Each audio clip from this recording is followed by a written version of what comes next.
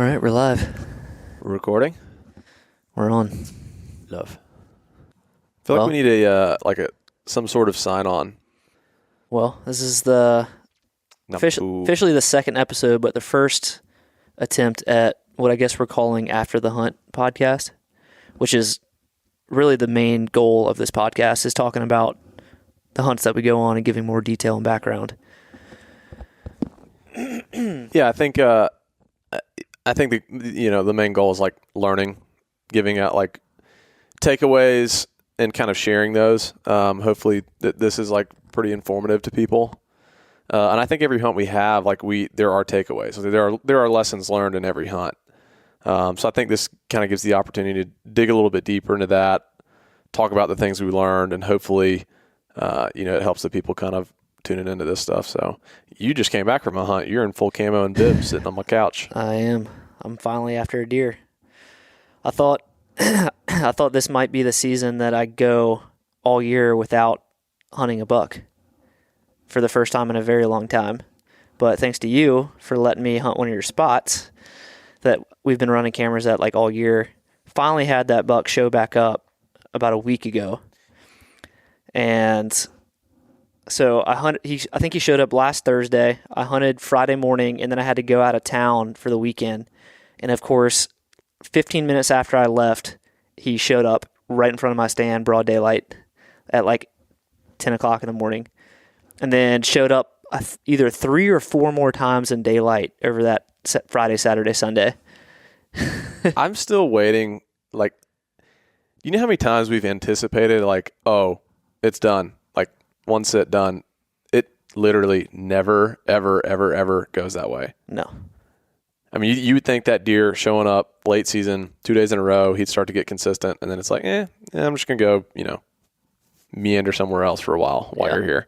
I think that he's already on to my access. You think so? I think he's bedding up on top of the hill and just watching me walk in because I've seen every other deer in there. Yeah. Every other buck that's been on my camera. And he's still coming in, but now he's coming in at night. And so I just have to think that he's sitting up on top of that ridge just watching me walk in. So I'm going to move my stand tomorrow and back it up. I'm going to back it up closer to the house. Mm-hmm. And just that way I only walk in 30 yards from the house. That spot lays out tough because it's a straight hill up from the house. And so all he has to do is get up on top of that ridge. He can see everything. Yeah. It's kind of interesting that like that deer's been gone for 2 months. Yeah. I mean, he's been gone since probably September. Yeah. And it's crazy how these deer, like, I don't care where you are in the country, that these deer have their summer ranges and then they'll just be like, poof, gone. And you think they're like dead. Someone's killed them. They're, hit by a car or whatever.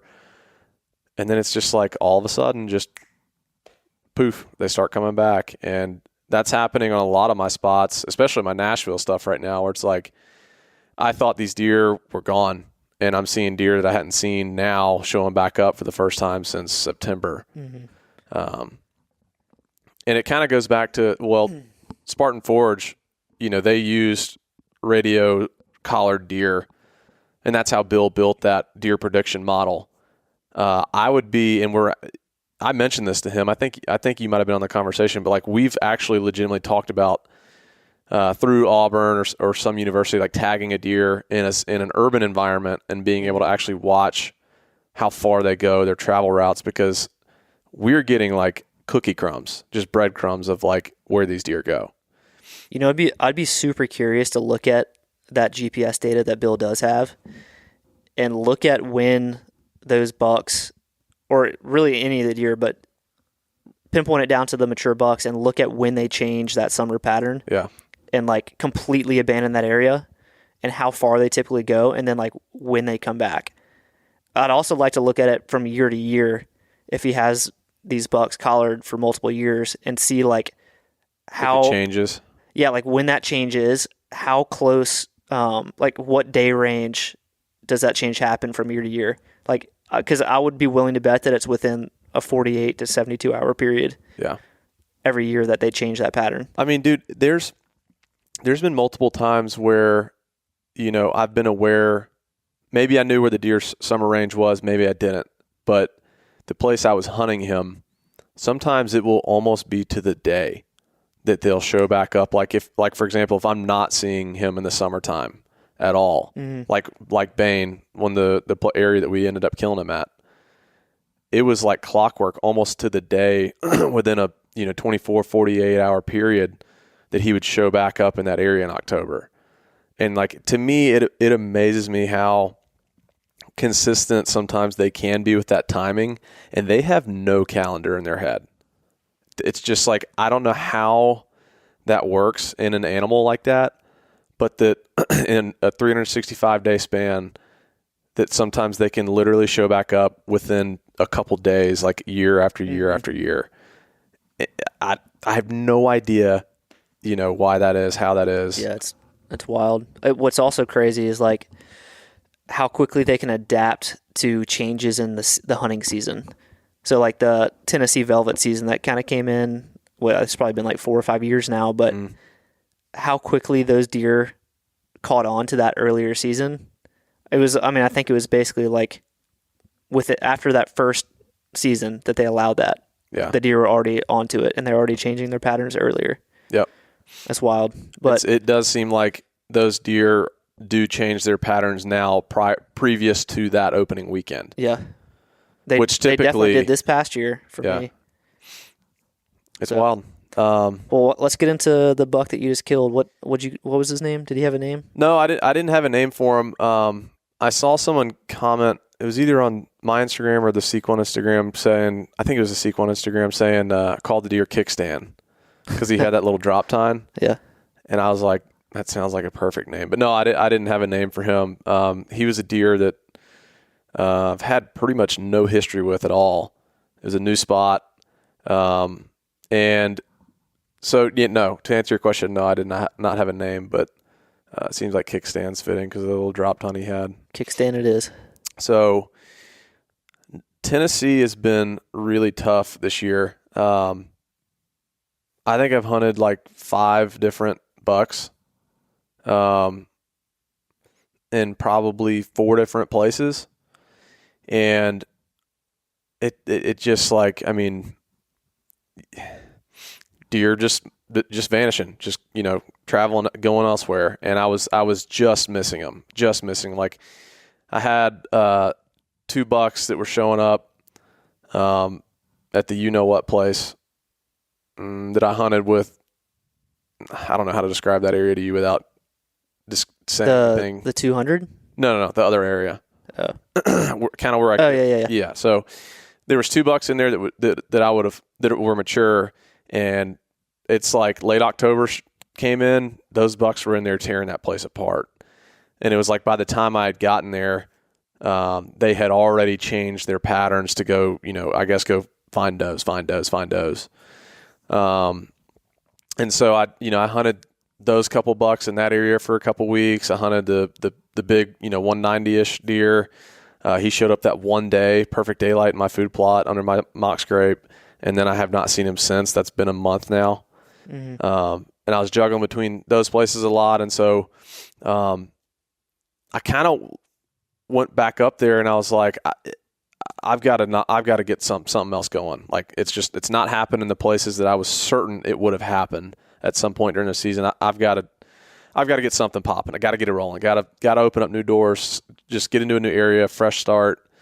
And I went to an area where I knew there was good deer. Had filmed some deer in some bean fields in that area this summer before that, and got this spot.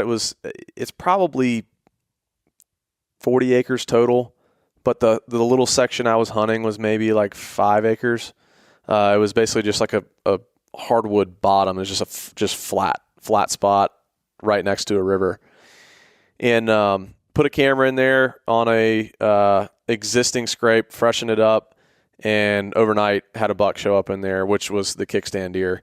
There was another buck in there that showed up maybe several days later.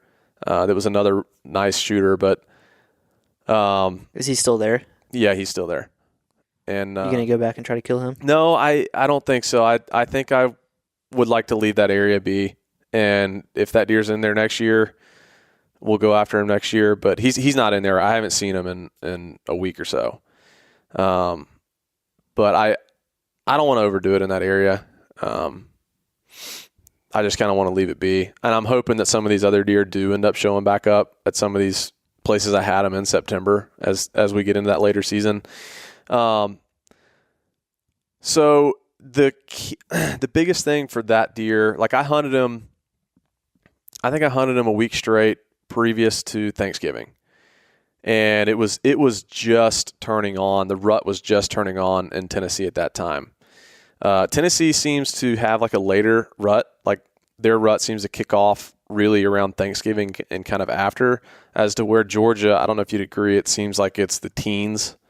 Like yeah, I mean, I would say like first cold front in November is when it really kicks off. So it could be as early as the first week. Yep. Through the sure. second and third week. What I learned is that it's definitely later in Tennessee, at least in that area that I'm at.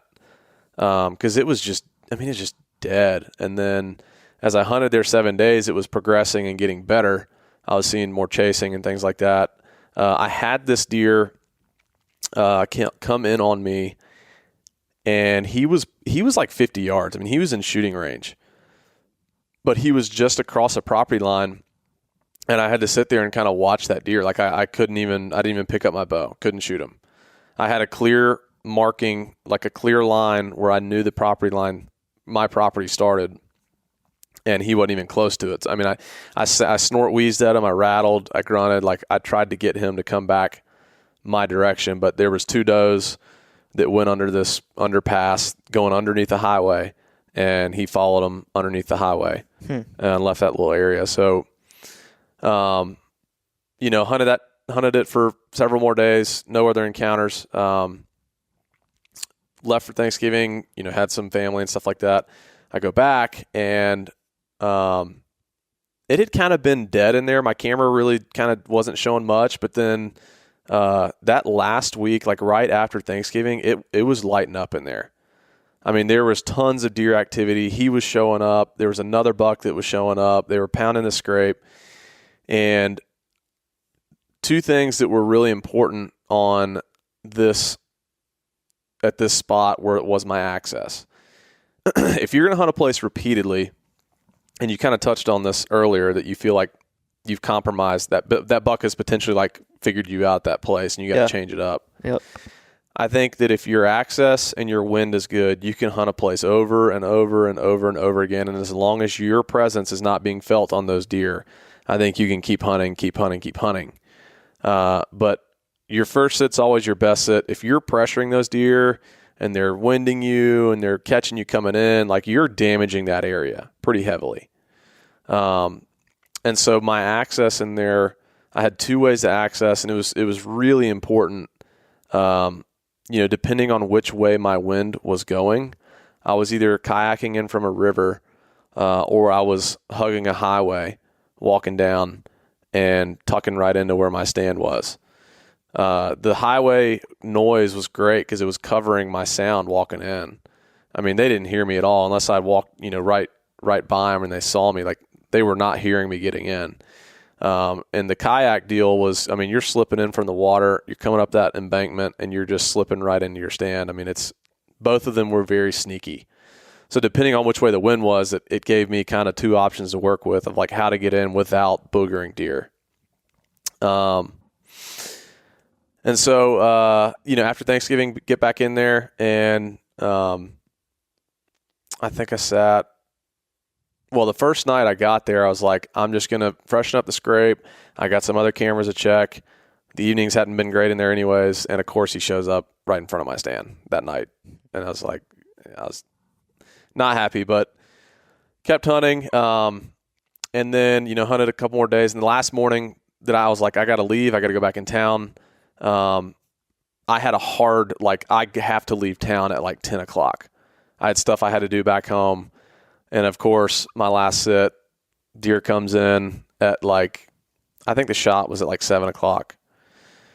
And so I knew that I probably would not be making it home in time. But this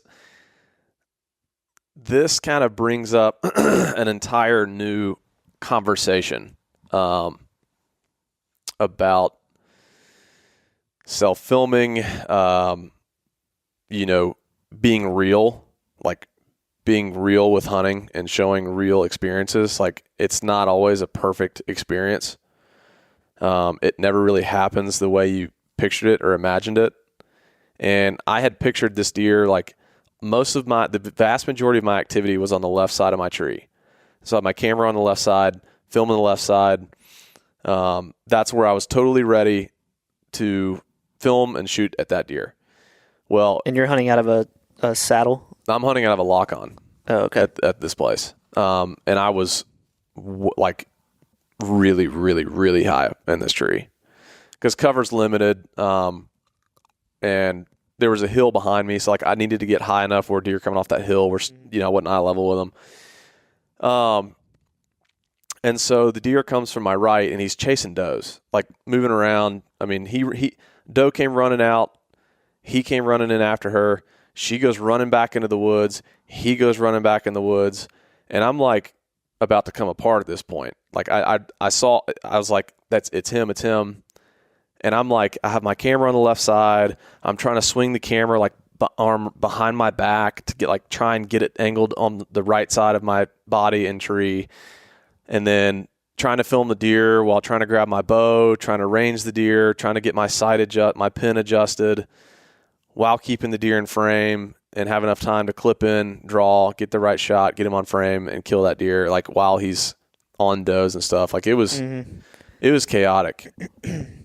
Yeah, the self-filming definitely adds another dynamic to it. Makes it way more difficult once that deer's kind of within shooting range. For sure. I mean, it's hard enough being filmed. It's hard enough when you're not filming at all and you're trying to range the deer and stop him in a shooting lane, know the range, know which pin to shoot without spooking anything else around you. But when you add the element of moving a camera around, having to adjust focus and zoom manually with the lens because we're using like mirrorless cameras with like separate lenses. We're not using a camcorder. You have to leave your bow hanging on the hook until you're ready to shoot. Yeah. I think it increases like your movement probably 5 times what it should be. 10 times probably. Yeah. It's a lot. Like it and Cry Me a River, like right, like we choose to do this. Like we choose to film, we choose to self-film at times, and that's part of it. Like we're signing up for that. So we know that, and to us it's worth it. We love sharing those stories and Well, another part of it too is once you finally do have the deer in your shooting lane in frame, you feel like you have to rush a shot. Yes. Because and that's what happened. Because he could walk out of the frame and then you have to let your bow back down, hang it up, move the camera. Yep. And I've missed deer self-filming because of that, because I'm like, all right, he's there. I just got to shoot. I got to shoot. Maryland one. Yeah, the Maryland one. I missed Mr. Sparkles last year for the same reason. Yeah, it's like with a camera guy, not having to worry about the camera stuff, it allows you to focus on killing that deer.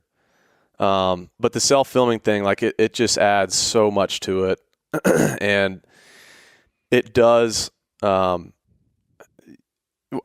done it successfully, obviously. Like I would say a ton of our hunts are self-filmed and we've done it successfully. But in this situation, when, there's a buck on does, there's a lot of movement, it was chaos trying to get the deer in the frame, get the shot off, have everything right. And I rushed my shot. And I hit, if I was ground level with the deer or lower in a stand, it would have heart shot him, but I was really high up and I hit 3 inches lower than I should have to go through his heart. And it was just a rush deal. Like I was really, really disappointed in myself after the fact of being like, I rushed the shot. I didn't hit the deer where I wanted to. I was just so disappointed in myself because I've had like a fairly clean record the last couple of years with killing deer clean. I mean, I think I've killed 25 deer in the last maybe more than that now in the last couple of years, just including does and a lot of does. And it's all gone for the most part, like really good. Like I've been really confident in my shooting, and that's been great. But if you hunt long enough, especially if you bow hunt long enough, like this situation will 100% happen to you sooner or later. I don't care how good you are.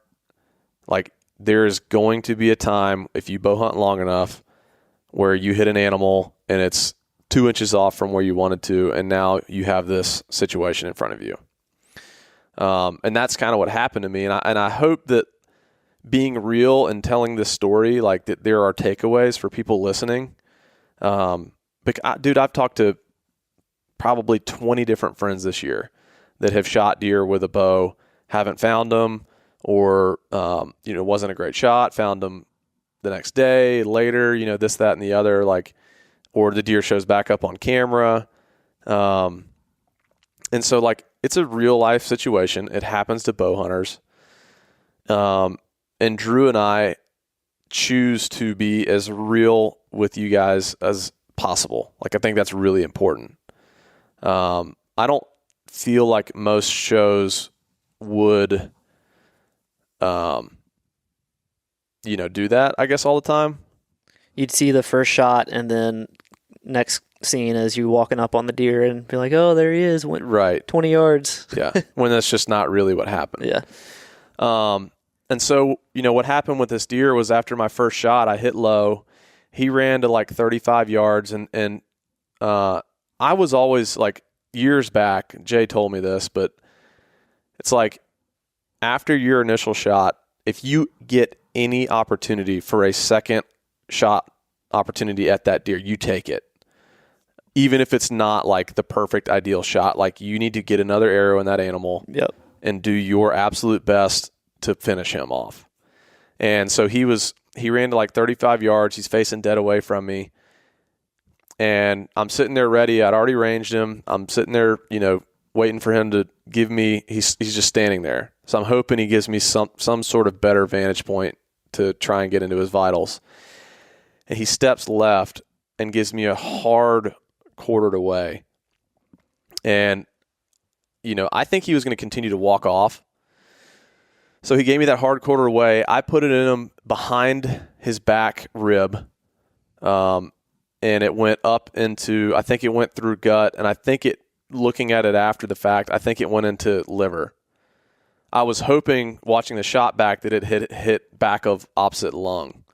Yeah, I was shocked after you sent me. I mean, you just recorded the camera screen with your phone and sent me the video, but it looked like you crushed him on that second shot. Mm-hmm. Like, obviously, the entry was really far back, but I mean, he was almost dead facing away. Yeah. And I thought that your arrow went through either through his heart or really close to it, at least catching like a full lung and buried up in his opposite shoulder. Yeah. So when you said he was still alive after that shot, after waiting for several hours, I was pretty surprised. And yeah, and I like watching the footage back too. That was kind of what I was thinking and hoping was that, like, I really hope I caught that back lung, going through gut, through liver, into lung. Like, that deer would be dead as a hammer. But I knew with that shot, even if that wasn't the case, like, that's a dead deer. Like, he will die from that arrow, whether it's, he runs and piles up, or if it's, you got to treat it like 24 hours later, or let 16 hours go by, whatever that number is that you go and give that deer time to die. But 100% fatal shot. And so after that hit, I sat there and glassed with my binoculars, and I saw him at probably like 120 yards, 140 yards. And he just was kind of like stood there and slowly walked, and then walked into some privet right up along this river. And I sat in my stand, or in that area, for like an hour, and I just didn't leave. I just kept watching, kept glassing, watching, making sure that if he left that area, that I would see it and be aware of what he's doing. And so sat there for like an hour. He didn't come out of there. And so I left and gave the deer like 6 more hours. And, when we went back in there, I was super hopeful the deer was already dead based on that second shot. But I was also very aware that he very well could not be. And so we go to start tracking, and when you're tracking a deer like that and you have the room to do it, always bring your bow, track really, really slow. And I mean, we were going 10 feet, binoculars looking around, 10 feet, looking 10 feet, really, really slow, really, really slow. And we get over to this area where he's at, or where I thought I had seen him at, and we're looking, like we're not seeing blood. We're not, we're creeping. We kind of walked this area out where I thought he would be, didn't see him. And we walked the 2 exit points where they leave from this property, found no blood, no signs of nothing. And I was like, he's got to still be in here. So we kind of backtracked, and we stayed on the high side above this river. There's like river, and then there's like a ledge, like a ditch from the river, then it rises up to this ledge. We had walked the top part of that ledge, and I told Slade, I said, I'm going to get in the kayak. I felt like there was a lot of ground we didn't see from the route we took. And I said, I'm going to get in the kayak. I'm going to start paddling upstream, see if he's laying dead in the river or kind of below this ledge that we can't really see from just walking on the top of it. And so I started paddling upriver. I'm paddling. And I just like catch the slightest glimpse of movement to my left, and I saw a deer's body. Immediately knew it was him. And I stopped paddling and just let the current drift me back. Was he up on the bank, or was he like down? He was down on below. the river. He was probably halfway in between the river and the top ledge, kind of just like on a low spot. And 100%, if we would have left that deer there and come back like the next day, he'd be laying right there, dead. But again, any chance, any opportunity where you feel like you can finish that deer, you take it and you do it. Mm-hmm. So I let the current drift me back. I go grab my bow. I had to put my orange back on again because we're now hunting. And we creep up, and we probably get to like 7 yards, and we're seeing blood all on the ground and stuff. And so I see his tips of his antlers. He's looking clearly very aware of us. And I come to full draw, and I pop up, and he sees us, takes off running, and I got a third shot in him shooting through some brush at probably 12 yards, 15 yards. And it went through his heart, and he ran 20 yards and fell over. And I was really torn. Like, part of me was really, really happy that it was over and we got him, but part of me was also really sad, really disappointed. Like, I hate when that scenario happens, when you've put a not ideal shot on a deer, and you have to kind of go through that process. But I think that being able to show those real life situations that happen, hopefully there's takeaways where when that happens to somebody, that they can kind of learn how to approach that situation to hopefully at the end of the day end up with the deer. Yeah, I mean, I'm pretty confident in saying that if you haven't had the experience of going through that before, or like having Jay go through it and kind of relay his knowledge that he's gained in that experience, like, you probably would not have that deer in your hands right now. No, absolutely not. Because if you had not taken the second shot, that deer could have run for miles and you never find him. Mm-hmm. Maybe he dies, maybe he doesn't. I don't know. So you knew that you had to get that second arrow in him as soon as possible. And then if you had just been like, if you were just satisfied with that second shot and been like, all right, yeah, he's dead, like, let's go in there and get him.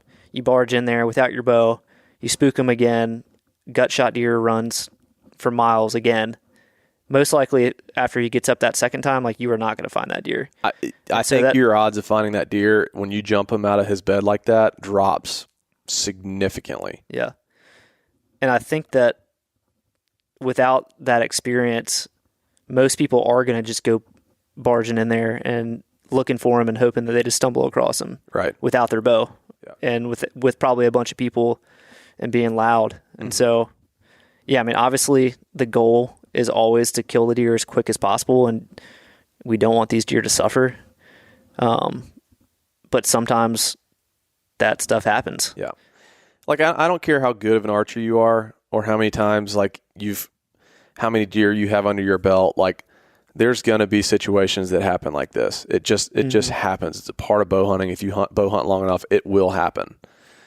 And when you learn how to approach those situations the right way, it increases your odds significantly of ending up with that animal. Because the last thing we ever want is for a deer to not be found and just kind of go to waste and rot. Yeah. So I think that, like, people have shied away from showing that stuff, but I think that it's not reality. And I think there's, like, I think that we can do a better job of, like, if that situation hadn't happened, the fact that it did happen and we show it the way that it happened, like, I really believe people will learn from that. I'm guarantee you a lot of the people that are watching or listening already know the things we're talking about. Yeah. But I'm sure there's a bunch that haven't gone through that yet. Or there's anti-hunters that see the video and they're like, oh, how disgusting. Like, you wounded the deer and he suffered for 6 hours and then you had to shoot him 2 more times. Like, if you're explaining how much you care about the deer and how important it is to you that deer dies quickly and as painless as possible, and you show the emotion and show that, like, you are torn after that happened and that there's, like, remorse there that you didn't do everything perfectly, which is impossible to do every time, like, then that person's like, oh, okay, well, maybe hunters aren't just barbaric and they're just slinging arrows and they're in it for the kill. Yeah. Like, they see that, like, sensitive side and, like, the caring side for the animal. Like, we don't want the animals to suffer. That's not our goal here. Right. I saw something. I'm probably going to butcher this pretty bad, but I saw it on Yellowstone, and the main guy. I don't watch Yellowstone. Did you watch Yellowstone? No, but I think I know what you're going to say. Really? Was it talking about, like, vegans or whatever? Yes. How they, like, growing crops kills way more animals than hunting does? Right. And the main guy, Kevin Costner, I don't watch it enough, but I was watching it with, like, So he was actually quoting Joe Rogan in that, apparently. Really? Yeah. That's pretty awesome.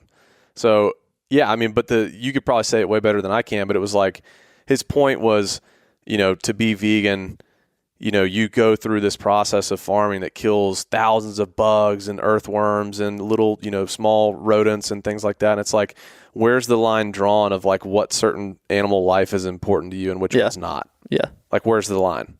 Yeah. Because clearly all these, little rodents and birds and earthworms and insects, like, their lives to grow that crop, it didn't matter. They're all dead. But, like, is it a squirrel? Is it a rabbit? Like, which, where do you draw the line of what life matters to that person and not? Mm-hmm. I thought that was kind of a cool thing. But, like, I mean, like, I guess my point is, like, I understand the thinking, the thought process of people being like, well, why would you show that? And I think there are certain hunting experiences that happen that would probably be left not shown. Yeah. But I think when it's done correctly, it's explaining, like you said, it's showing the emotion, like, of the care for that animal. I think it would be different if I had gone through that experience and at the end of it, I was just like, hell yeah, like, just kind of acting like there was no remorse in me whatsoever, that I was not disappointed in myself previous and putting that animal through that. I feel like if there was no side of me that was disappointed, sad that had happened, I feel like that gives a total different notion to a non-hunter who is watching, and they see the remorse, they see the sadness, the disappointment that it wasn't a quick, clean kill. I think that gives a total different feel, vibe, look, to showing that experience to somebody who doesn't necessarily understand hunting. But I do think there are, certain things that are best left not shown. Yeah. I can think of a couple. I just that has happened to us, hog hunting, stuff like that. But yeah, I mean, I think there are things that are best left unshown, and I'm not, like, if someone has a hunting show and they don't want to show certain things, Totally their choice. yeah, like I don't think it's wrong not to show, the second and the third shot or the suffering if that's like what you want to do.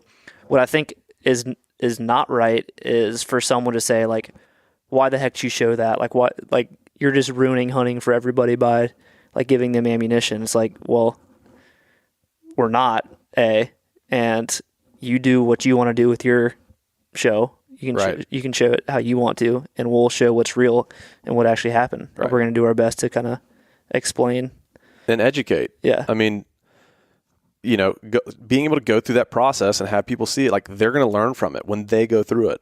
So there's a to me, yes, I was disappointed in how that went down, but I think it was a huge opportunity for an education piece where people can kind of take something away from it.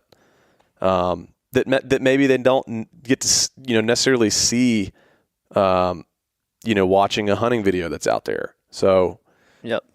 So moving on from that, what are some like main takeaways from the actual hunt? To me, a main takeaway was like, don't get bogged down in, I guess for our style of hunting in particular, like I was certain that I was going to have success at these two places that I've been hunting up there. Certain about it. And I could have sat there just kept hunting the same places and stayed complacent and not had success. I went out and got a new spot, and it just opened up this whole new opportunity. So don't get tunnel vision. Don't get tunnel vision. You got it. And it's tough because like I had these deer that I had my heart set on where I'm like, I've put so much time into these other deer I'm hunting. I don't even want to go hunt another deer. Like it was a difficult thing to kind of walk away from those other deer I'd spent so much time on to now try and hunt another deer. But again, like don't get tunnel vision, like you said. And so kind of searching for that next stone to unturn, keep looking.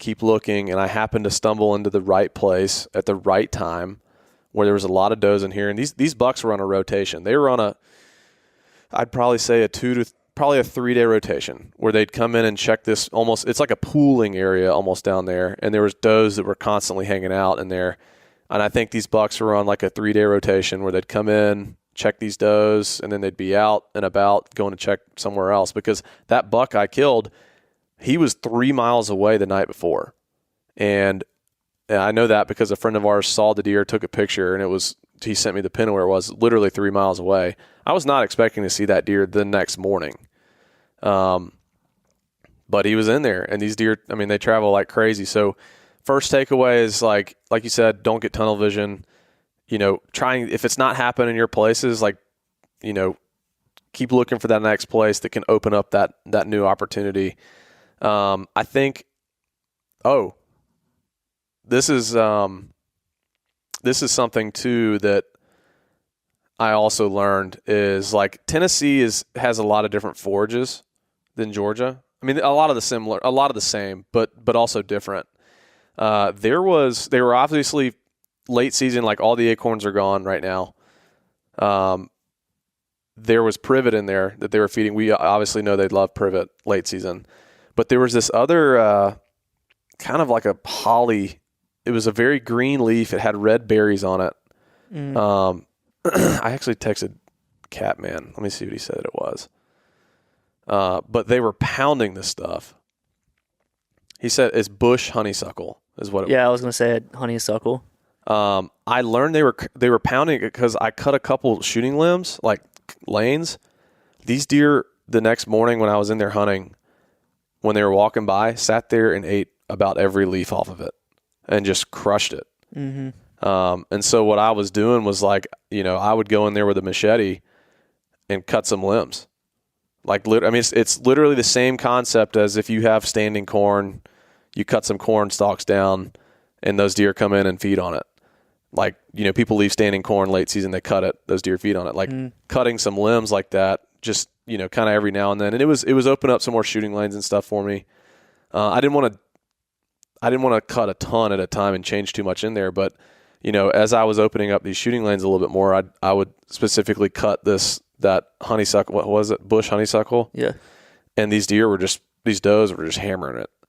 Do you think? I wonder if they were like thinking, "Wow, how convenient this."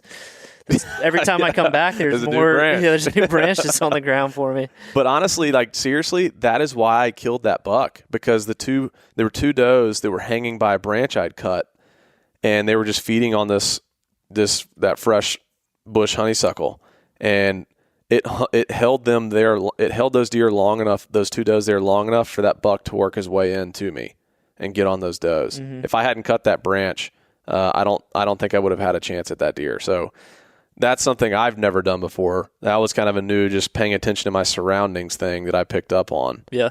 I've done that on accident before, just like you said, cutting shooting lanes mm-hmm. and just, dropping like a birch tree or something like that, just like a sapling. Yep. And they start just like vacuuming the leaves off the top of the tree. Yep. When they're still green. So that was a takeaway. And then I already knew this going in, but like the access, it just kind of drove it home to me. Like the access is everything. When you have a new piece of property, you need to constantly be evaluating how to go about the access. How can you be the sneakiest you can possibly be with your access? Because these deer are constantly trying to figure you out. Yeah. And having the tools to be able to access like you did.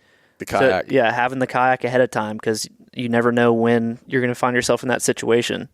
So it was the new canoe, but it was the Flint, which is their smaller version.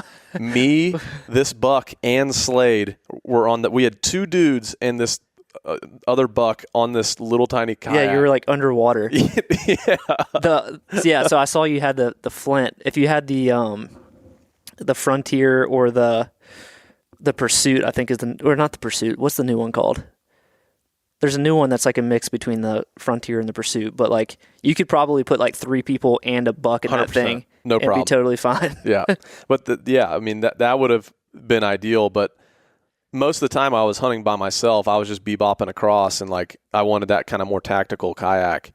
And honestly, where we ended up killing this deer, we would have had to drug him out so far, but we were just like drug him right down to the riverbank, threw him on the kayak, zipped on down, and loaded him out.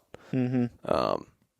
It was pretty ideal. You need that electric motor that I had early season in Nashville. Yeah, that thing's crazy. Yeah, that thing's sweet. I think gets that kayak up on plane.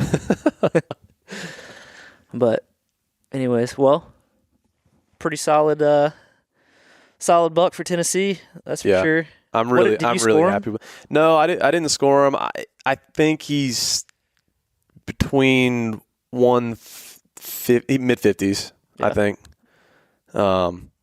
Really good deer. I'm really happy with him. And got a little drop time on him. That's the first drop time buck I've ever killed. Never killed a deer. Really? Yeah. No, never killed one with a drop time. So seems like there's a lot more drop time bucks up there than there are back home. It's a very rare thing here. Yeah. But yeah, I was super excited with him. It was a cool experience. I liked the paddling, the kayaking,